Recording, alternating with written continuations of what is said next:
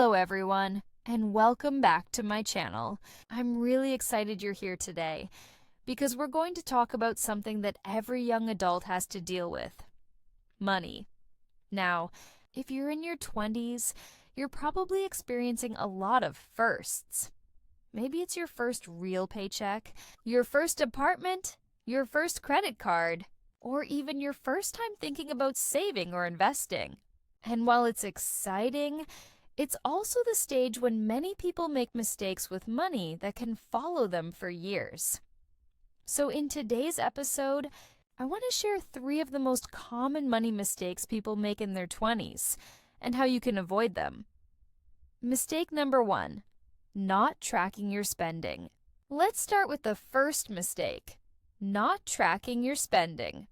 I think this is one of the easiest traps to fall into, because honestly, it doesn't feel like a big deal at first. You get your paycheck, you buy the things you need, you treat yourself once in a while, and it seems fine, until you look at your account and wonder, where did all my money go? Here's the thing.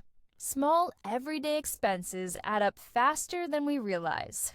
That extra coffee, the streaming subscriptions you forgot about, ordering food instead of cooking.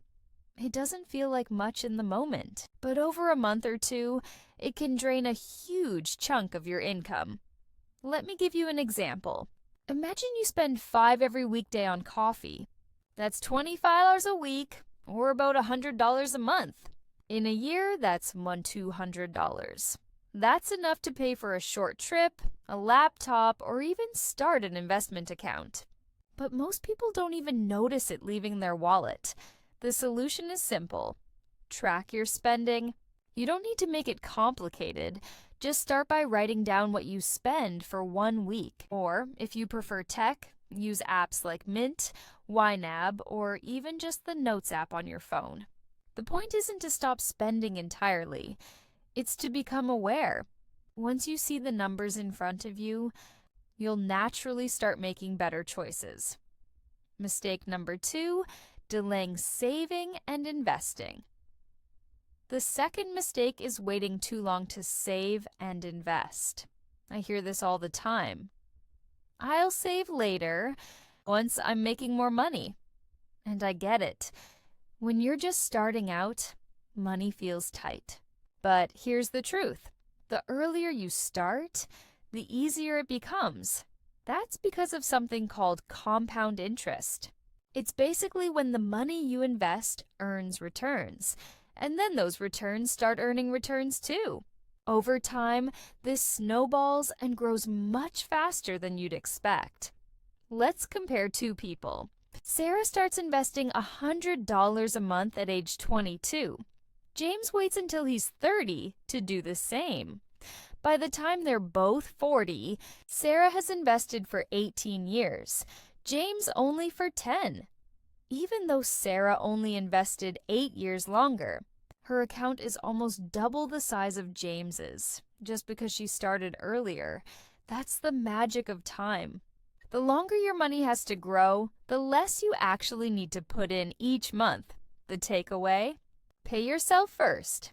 Before you spend your paycheck on anything else, set aside a small percentage, maybe 10% or even 5% if that's all you can do right now. Put it into savings or an investment account. You'll barely notice it missing, but over the years, it will make an enormous difference. Mistake number 3, using credit cards carelessly. And finally, mistake number 3, using credit cards without a plan. Credit cards can be great. They build your credit history, they give you rewards, and they're convenient.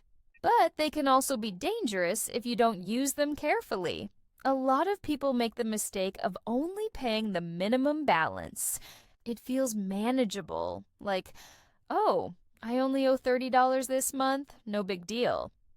But what happens is that the remaining balance keeps growing with high interest, sometimes 20% or more. Over time, you can get trapped in debt that's really hard to escape. Let me put it this way. If you have $1,000 of credit card debt at 20% interest and you only make minimum payments, it could take you years to pay it off, and you might end up paying another $1,000 just in interest. That's like buying the same thing twice, for no reason. The solution? Treat your credit card like a debit card.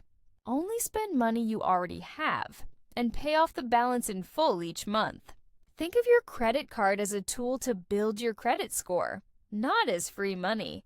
If you're someone who struggles with overspending, it might even be better to avoid credit cards until you've built stronger financial habits. So let's recap the 3 big mistakes to avoid in your 20s. Not tracking your spending, delaying saving and investing, using credit cards carelessly. If you can build good habits early, like tracking your expenses, saving consistently, and using credit wisely, you'll set yourself up for financial freedom later in life. And trust me, your future self will thank you. That's it for today's episode. I hope you found it helpful. If you did, share it with a friend who might also need this advice. And if you have questions or topics you'd like me to cover in future episodes, let me know. Take care, and I'll see you in the next episode.